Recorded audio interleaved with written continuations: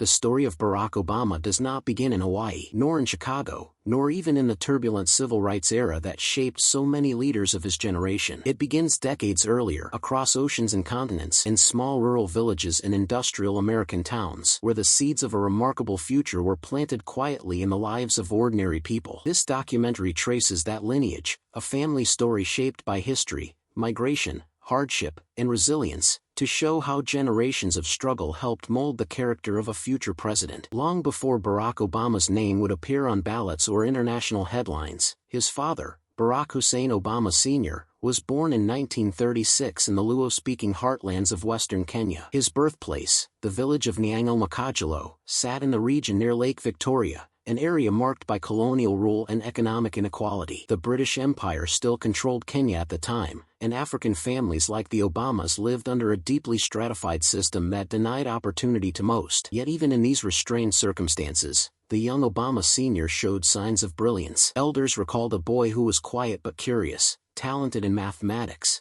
and always eager to understand how things worked. His father, Barack Obama's grandfather, Onyango Obama, had lived through the harshest years of colonial domination. Onyango had served as a cook for British officers, a position that exposed him to Western culture but also to the profound contradictions of the colonial world. He endured beatings, imprisonment, and constant surveillance during the political tensions that rose before Kenya's fight for independence. These experiences hardened him but also gave him a sense of pride and determination. He raised his children to believe that education was the only escape from the systems that limited African lives. This emphasis on schooling propelled Obama Sr. into the orbit of opportunity. By the late 1950s, as anti-colonial movements swept across Africa, he earned one of a few coveted scholarships to study abroad. The Airlift Africa program, funded by American activists including a young Senator John F. Kennedy, brought East African students to the United States. Obama Sr. was among them, landing in Hawaii in 1959. It was the first time anyone in the Obama family had set foot in America. Meanwhile, on the opposite side of the world, another ancestral thread was unfolding, one that traced through generations of Kansan settlers, farmers,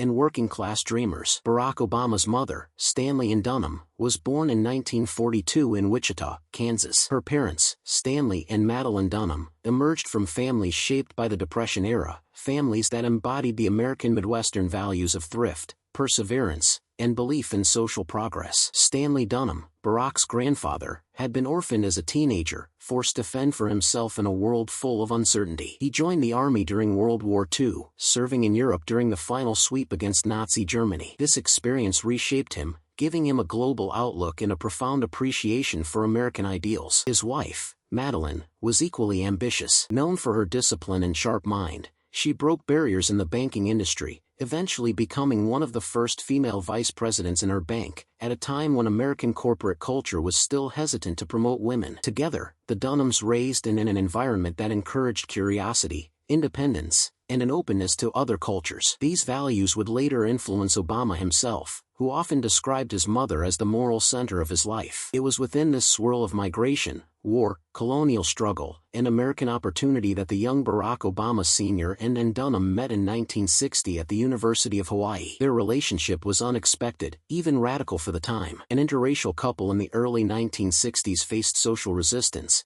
especially before interracial marriage became legal nationwide in the United States. Yet their bond reflected a shared intellectual curiosity and a belief in education as a force for change. When their son, Barack Hussein Obama II, was born on August 4, 1961, he entered a world already shaped by the forces that had shaped his parents, the Kenyan independence movement, the post-World War II American boom, and the emerging civil rights era. Barack's earliest years were marked by transitions that mirrored the shifting global landscape. His father left Hawaii to pursue graduate studies at Harvard, eventually returning to Kenya to work in government. His parents' marriage dissolved, leaving his mother to raise him with the support of the Dunham family. These beginnings, scattered across continents and cultures, would give Obama a lifelong understanding of both belonging and distance, identity and ambiguity. But identity was not the only inheritance passed to him. From the Kenyan side of his family, he inherited the memory of colonial oppression, the legacy of poverty, and the belief that education is the only path to empowerment. From his American side, he absorbed the ethos of Midwestern resilience, the moral weight of World War II,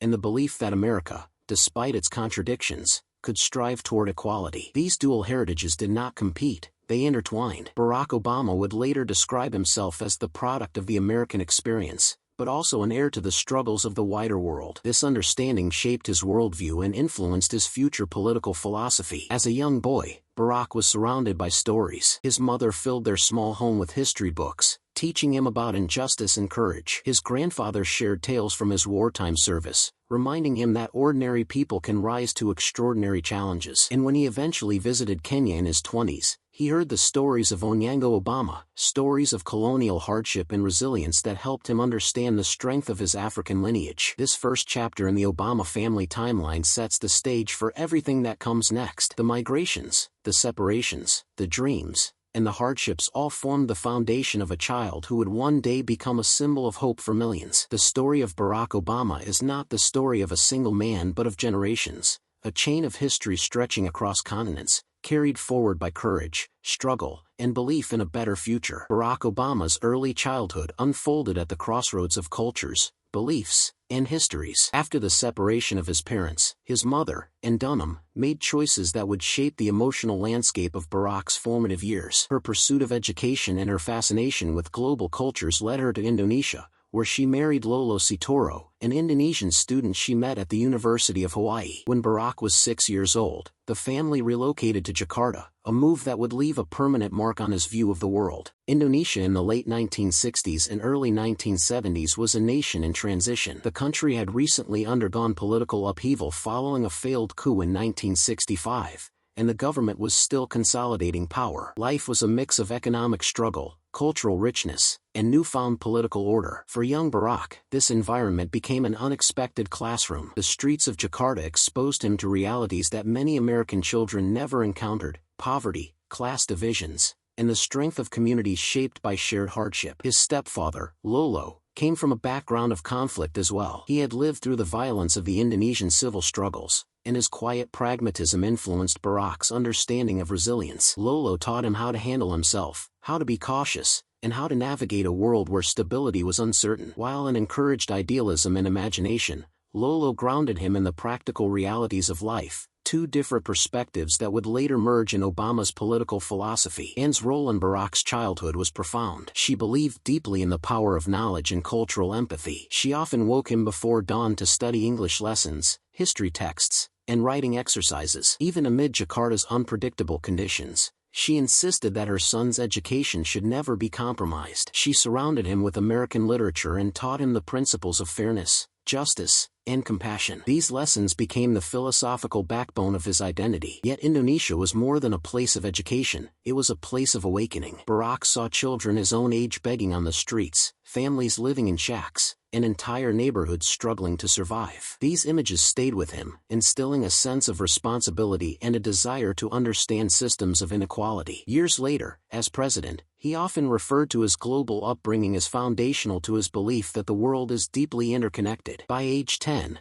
Barack returned to Hawaii to live with his grandparents, Stanley and Madeline Dunham. This transition, from Jakarta's bustling streets to Honolulu's calmer, island environment, marked another significant turning point. The Dunhams offered stability, warmth, and a deep belief in American progress. Madeline, a hardworking banker, became a model of discipline and leadership. Stanley, charismatic and optimistic, encouraged Barack to embrace confidence, humor, and empathy. At Punahou School, one of Hawaii's most respected institutions, Barack entered a world of privilege and opportunity. But with these opportunities came new questions. He was one of the few black students in a predominantly white environment, and his mixed heritage often made him feel like he was standing between worlds. This sense of being in between shaped his inner life. He struggled at times with identity, belonging, and the search for meaning, themes that would later appear in his writing and speeches. Books became his refuge. He devoured biographies, novels, and political thought. Writers like James Baldwin, Langston Hughes,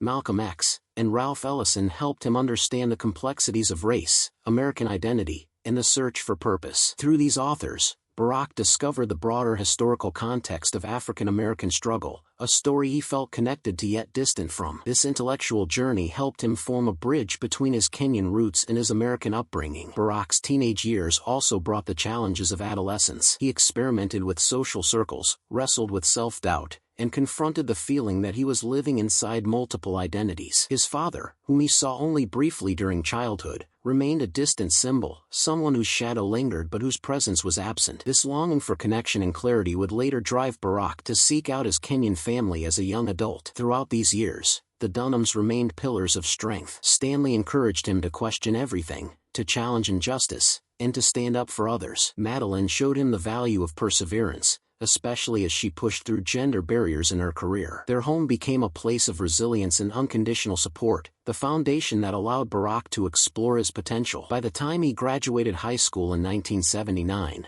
Barack Obama had already lived a life more global and complex than many adults. He had walked through the alleys of Jakarta, studied in the classrooms of Honolulu, absorbed the philosophies of American thinkers, and wrestled with the mysteries of his own identity. But he still carried unanswered questions about his roots, particularly about his father and the Kenyan side of his heritage. These questions guided him toward the next chapter of his journey, mainland America. He enrolled at Occidental College in California, beginning his path into political thought and activism. It was here that he first spoke publicly about issues of race, justice, and inequality, themes shaped by his childhood experiences across continents. But he soon felt restless, sensing that he needed a broader canvas for his ambitions. This led him to transfer to Columbia University in New York City, a decision that marked a shift from personal exploration to purposeful direction. New York's intensity, diversity, and political landscape immersed him in the realities of American society. He witnessed homelessness, urban inequality, and the complexities of American power up close. These experiences sharpened his understanding of the challenges facing ordinary citizens. During this time, Barack began developing the moral and intellectual framework that would guide his future as a community organizer, a state senator, and eventually a national leader. His early life, shaped by Kenya, Indonesia, Hawaii, and mainland America, gave him a unique lens through which to understand the world. He was not shaped by one culture but by many. Not shaped by one history but by multiple overlapping histories. This is the essence of Barack Obama's origins, a story of continents connecting, generations overcoming hardship, and a young man absorbing lessons from every world he inhabited. Part 2 marks the end of his childhood and the beginning of his transformation into a leader who sought to bridge divides rather than widen them. When Barack Obama completed his studies at Columbia University, he stood at a crossroads. New York City had sharpened his awareness of American injustice, but it also left him restless, searching for a way to translate his ideals into meaningful action. He felt a growing conviction that true change required more than intellectual understanding. It demanded real work at the community level. This realization led him to Chicago, a city scarred by economic decline but rich in civic activism. It was there that Barack Obama would discover the purpose that would define his path to leadership. Chicago in the mid-1980s was a place of contrasts. Its towering skyline symbolized business power and American ambition, yet its South Side neighborhoods bore the scars of deindustrialization, unemployment, and racial inequality. Factories closed, jobs disappeared, and entire communities struggled to survive. The last generation of steelworkers watched their livelihoods collapse around them as corporate and political systems failed to respond. Barack arrived as an outsider, a young man still defining who he was. But he stepped into an environment where fight and hope were intertwined. He accepted a job with the Developing Communities Project, a small church-based organization that aimed to rebuild shattered neighborhoods. It was difficult work, emotionally demanding, logistically complex, and often met with skepticism. Many residents had seen activists come and go without real change. Barack was young, soft-spoken, and had no experience in the world of blue-collar Chicago. But he listened. He walked the streets, attended church meetings, sat in people's living rooms, and learned the stories of families who had endured decades of struggle. Slowly, he built trust. These were years of learning, humility, and transformation. Barack discovered that change required persistence and the ability to unite people behind a shared vision. He led efforts to improve living conditions, renovate public housing, create job training programs, and bring attention to environmental hazards caused by abandoned industrial sites. He worked with pastors, union members, and city officials, navigating the complex web of politics and community needs. Every struggle, every setback, and every small victory shaped his understanding of leadership. The lessons he learned in Chicago became foundational. He realized that leadership was not about authority but about service. It was not about shining alone but about empowering others. This philosophy of participatory leadership, that people must be agents of their own transformation, became one of the defining principles of his political identity. Years later, as president, Obama would reflect on these Chicago years as the period in which he became a man. But Barack also sensed that to have a larger impact, he needed to deepen his understanding of the law, the system through which policies are created, rights are protected, and power is distributed. Encouraged by mentors, he applied to law school and was accepted into Harvard Law School, where he began the next significant phase of his life. Harvard Law School was a world very different from the neighborhoods he had served in Chicago. The campus was filled with brilliant professors, high-achieving students, and ambitious young leaders destined for powerful roles in government,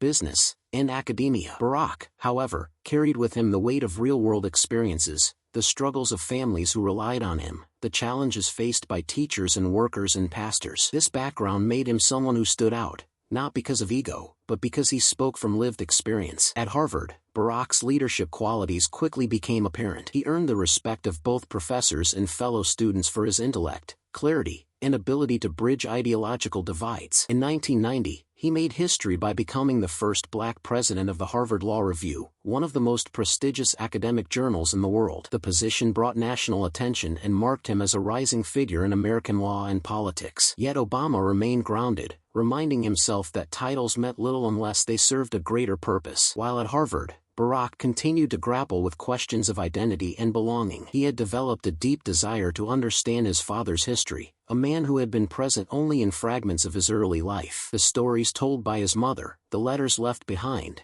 and the memories carried by relatives had shaped Barack's imagination, but not his understanding. This longing to connect with his Kenyan heritage eventually led him to travel to Kenya, where he met his extended family, visited his father's village, and walked the land where his ancestors lived. This journey was emotional and illuminating. Barack confronted the realities of his father's life, his brilliance, his charm, but also his personal struggles, mistakes, and disappointments. He met his siblings, listened to stories about his grandfather Onyango, and learned about the hardships endured under colonial rule. For the first time, he felt the weight of his African identity in a tangible, personal way. The visit helped him understand his father not as an idealized figure, but as a complex human being shaped by history and hardship. This emotional clarity helped Barack integrate the different pieces of his identity into a cohesive whole. After graduating from Harvard, Barack returned to Chicago with a renewed sense of purpose. Instead of accepting high-paying corporate offers, he chose to continue serving communities. He became a civil rights attorney and later a professor of constitutional law at the University of Chicago. His work focused on voting rights, fair housing, and social justice, issues that echoed the same injustices he had witnessed as a child and young adult. At the same time, Barack's personal life entered a new and transformative chapter. While working at a Chicago law firm, he met Michelle Robinson, a brilliant attorney who would become a partner in every aspect of his future. Michelle, raised on the south side of Chicago in a hard-working family, understood the struggles of ordinary people firsthand. Her discipline, sharp intellect, and unwavering principles complemented Barack's grounded idealism. Their relationship grew through shared values, deep respect, and a common belief that meaningful change required both compassion and determination. As they built their life together, Barack stepped cautiously into the political arena. He ran for the Illinois State Senate in 1996, driven not by ambition but by a belief that policymaking could bring real, lasting improvements to people's lives. In Springfield, he gained a reputation for cooperation, fairness, and a willingness to work with people across the political spectrum, a rare trait in an increasingly divided political environment. During these years, Barack and Michelle welcomed their daughters, Malia and Sasha, bringing yet another generation into the Obama family story. Their arrival added deeper purpose to Barack's public service. He often reflected that his work was not just for the country but for the world his daughters would inherit. By the early 2000s, Barack Obama had risen from a boy searching for identity to a man with a clear mission: to bridge divides, confront injustice, and restore a sense of hope in American democracy. His life, shaped by Hawaii, Indonesia, Kenya, New York, and Chicago, had prepared him uniquely for what was coming next. The next chapter would catapult him from state politics into the national spotlight, setting the stage for one of the most historic presidential journeys in American history. By the early 2000s, Barack Obama's name was beginning to circulate beyond Chicago's South Side. He had built a reputation as a thoughtful, principled leader, a person who approached politics not as theater, but as a vehicle for real human progress. His work in the Illinois State Senate had earned him respect for bridging divides, crafting bipartisan legislation, and listening to voices often ignored in political halls. But it was the convergence of history, preparation, and an extraordinary moment that would catapult him onto the national stage. In 2004, Barack Obama delivered the keynote address at the Democratic National Convention. The speech, broadcast across the country, introduced millions of Americans to a young senator with a calm voice, a powerful message, and a unique life story. He spoke not of red states or blue states, but of the United States, a vision of unity rooted in his own multiracial, multicultural, multinational upbringing. The speech electrified the nation. It was a reminder that American politics could still inspire, still uplift, still appeal to the better angels of the collective conscience. That single moment rewrote his path. Soon after, Barack was elected to the U.S. Senate, where he continued advocating for ethics reform, veterans care, nuclear nonproliferation, and healthcare transparency. But as he traveled across the country, he sensed something deeper, a growing frustration among Americans who felt forgotten by the political system. People were searching for a leader who could connect to their struggles, speak honestly, and offer hope in times of division. Barack Obama believed he could be that voice. In 2007, he announced his candidacy for President of the United States.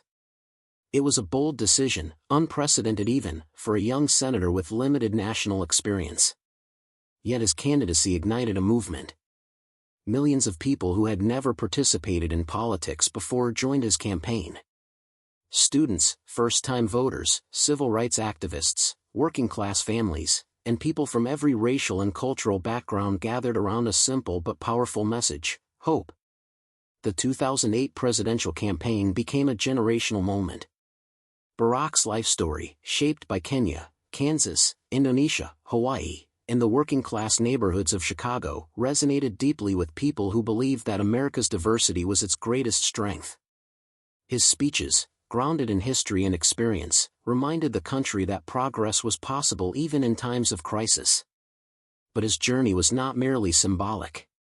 It was the culmination of generations of struggle, his Kenyan grandfather surviving colonial rule, his Kansan grandparents living through the Great Depression and World War II, his mother fighting for equality across cultures, and Barack himself walking a path few had walked before. On November 4, 2008, Barack Obama was elected the 44th President of the United States, the first African American to hold the office. Millions of people around the world watched as he stood in Chicago's Grant Park, declaring that change has come to America. For many, the moment felt like history bending, finally acknowledging the sacrifices of generations before him. His victory symbolized not only his personal achievement, but a transformation in the American narrative. As president, Obama inherited immense challenges. The global financial crisis threatened to collapse entire economies. 2 wars continued overseas. Healthcare remained inaccessible to millions. The country was divided politically and socially. Yet Barack approached these issues with the same calm determination that had defined his life.